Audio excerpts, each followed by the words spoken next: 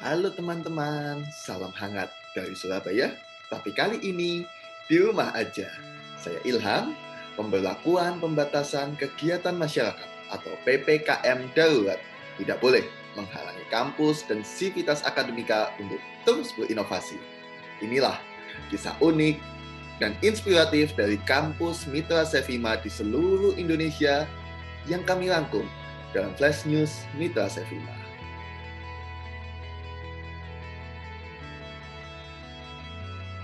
Para milenial baru saja menyambut video pendidikan viral dengan 1,7 juta views dan ratusan ribu likes di TikTok. Angka ini terus bertambah, para pemirsa. Video ini berkisah tentang kebaikan hati seorang dosen dalam membimbing skripsi. Uniknya, video ini dibuat oleh Wakil Rektor 4 Bidang Perencanaan dan Kerjasama UNES, Bapak Dr. Hendy Pratama MA. Bersama komunitas Sevima sebagai rekanan provider dalam sistem akademik terpadu UNES atau Sikadu UNES, beliau akan berkisah tentang cerita di balik video viral tersebut. Sekaligus tips bagaimana skripsi harus dijalani dosen maupun mahasiswa. Kita langsung simak saja penjelasan dari Bapak Dr. Hendy Pratama MA. Assalamualaikum. Waalaikumsalam Bapak. Terima kasih atas kesempatannya untuk wawancara Bapak. Terima kasih, saya yang terima kasih. Mantap. Gimana Pak rencananya ini? Langsung saja kita mulai nih Pak, karena banyak pasti yang penasaran itu. Nah, mohon izin perkenalan Bapak.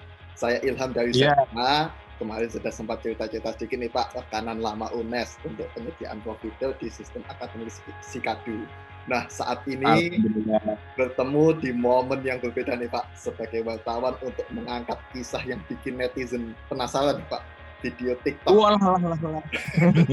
Apa ini saya jadi? Saya izin memperkenalkan diri dulu, yang bersama dengan kita saat ini Bapak Dr. Hendy Pratama MA, Wakil Rektor 4 Bidang Perencanaan dan Kerjasama Universitas Negeri Selatan.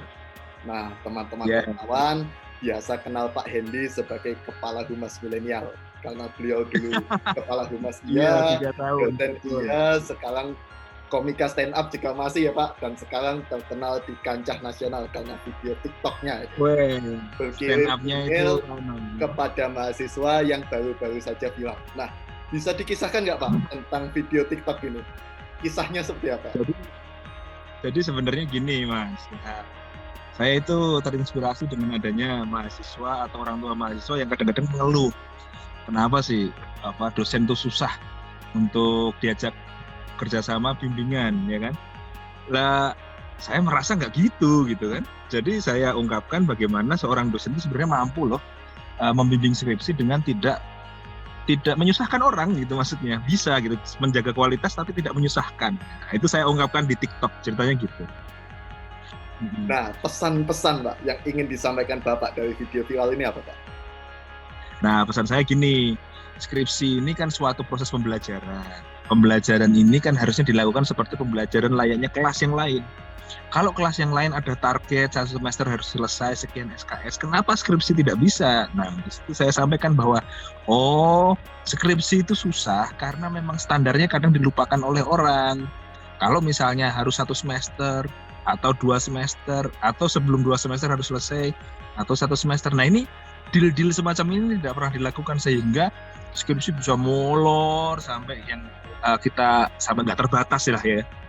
Nah, oleh karena itu pesan saya adalah dosen itu bisa loh proaktif, tidak hanya mahasiswanya. Dosennya proaktif untuk mempercepat kelulusan mahasiswa itu bisa. Gitu. Tapi dengan cara yang kocak sih sebenarnya. Mantap Pak. Nah, tadi tips-tips untuk dosen sudah, yang belum berarti tipsnya untuk mahasiswa nih Pak.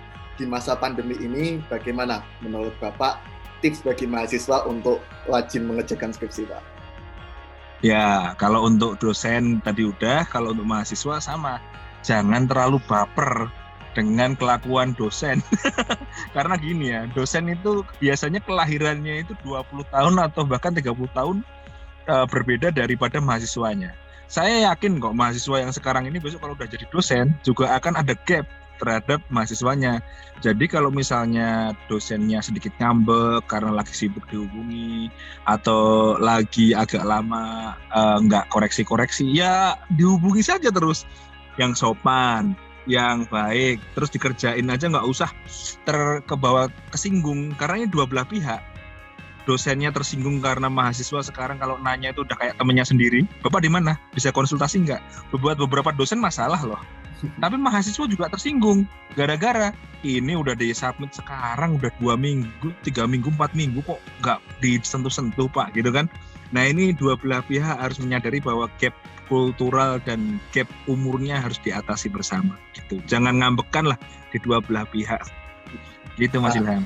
Lalu kalau tentang materi pembelajaran nih Pak, karena pandemi kan berarti nggak bisa ke perpustakaan Pak. Gimana tipsnya dari Bapak? Kalau saya ada 2 Pak Ilham. Yang pertama ambil ilmu dari lapangan, yang kedua ambil ilmu sebanyak-banyaknya dari internet. Kalau yang dari internet kita udah tahu lah, semua sumber itu sebenarnya di internet ada. Cuman harus hati-hati pilih mana yang yang kredibel, mana yang enggak gitu. Itu ada caranya lah. Nanti bimbingan sendiri Mas Ilham sama saya. Nah, yang kedua, yang ambil ilmu dari lapangan. Artinya gini, mau belajar bahasa Inggris pakainya teori, ya susah, nggak bakalan bisa ngomong. Makanya cari ilmu di lapangan. Saya bantu mahasiswa saya dengan cara seperti ini. Misalnya, kamu telepon dong call center, tapi jangan call center Telkomsel di Indonesia atau Indosat misalnya, jangan. Tapi telepon yang ada di India gitu, jadi provider yang ada di India. Telepon call center pesawat yang ada di Amerika gitu, itu kan gratis itu kalau pakai WhatsApp.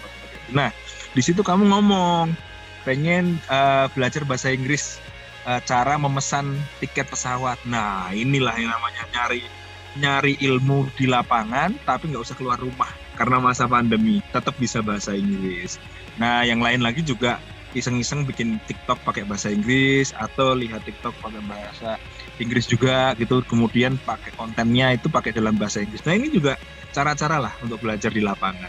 Itu Mas Ilham.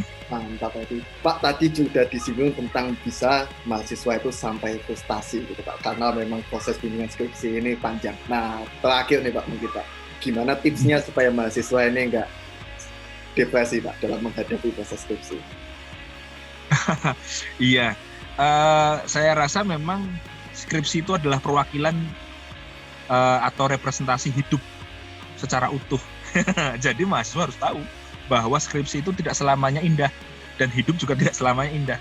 Jadi kalau misalnya di kehidupan nanti ketemu sama bos yang galak, ya sekarang skripsi mungkin kok kurang kebenaran dapat dosen yang galak, ya kan?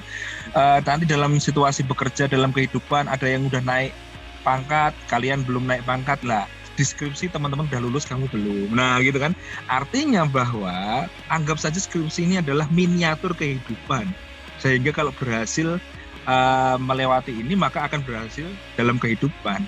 Nah, masalah nasib orang beda-beda, ada yang cepat, ada yang lambat, ada yang dapat pembimbing santai, ada yang pembimbing galak. Ya, itu namanya juga bagian dari miniatur kehidupan. Jangan stres ya. Nanti kalau stres skripsi berarti stres hidup juga gitu. Gitu Mas Ilham. Terima kasih tips ini sekaligus mengakhiri perjumpaan kali ini. Terima kasih Bapak. Masya Allah. Oke, terima kasih Mas Ilham. Semoga sukses Sevima. Siap. Oke, selamat hormat juga dari Sevima untuk Bapak serta segenap pimpinan di Universitas Negeri Semarang. Sama-sama. Terima kasih. Ya Bapak. Assalamualaikum. Ya, mari. Demikian teman-teman, kisah unik dan pesan-pesan inspiratif yang dapat digali dari Bapak Dr. Hendy Pratama MA. Penasaran tentang apa saja kisah-kisah lain yang unik dan inspiratif dari kampus Mitra Sevima di seluruh Indonesia?